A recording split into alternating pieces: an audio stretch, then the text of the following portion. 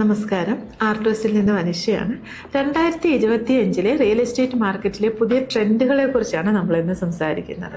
ആദ്യം സുസ്ഥിര വികസനം, സസ്റ്റൈനബിലിറ്റി. ഇത് വലിയ പ്രാധാന്യം അർഹിക്കുന്നുണ്ട്. ഗ്രീൻ ബിൽഡിങ്ങുകൾ, അതുപോലെ സോളാർ എനർജി സംവിധാനങ്ങൾ, പുതിയ ആകർഷകമായ ഊർജ്ജസ്വലമായ ഡിസൈനുകളൊക്കെ പുതിയ പ്രോജക്റ്റുകളുടെ മുഖ്യ ഘടകങ്ങളാണ്. രണ്ടാമതായി ടെക്നോളജി ഇൻ്റഗ്രേഷൻ. ഇത് വിപണിയെ തന്നെ മാറ്റിമറിക്കുന്നു.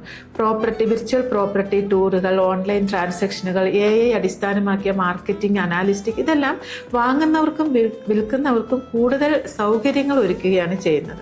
മൂന്നാമതായി പറയുകയാണെങ്കിൽ റിമോട്ട് വർക്കിന്റെ വളർച്ച മൂലം നഗരങ്ങൾക്ക് പുറത്തുള്ള ശാന്തമായ റെസിഡൻഷ്യൽ ഏരിയകളിലേക്ക് കൂടുതൽ ഡിമാൻഡുകൾ വർദ്ധിക്കുന്നുണ്ട്.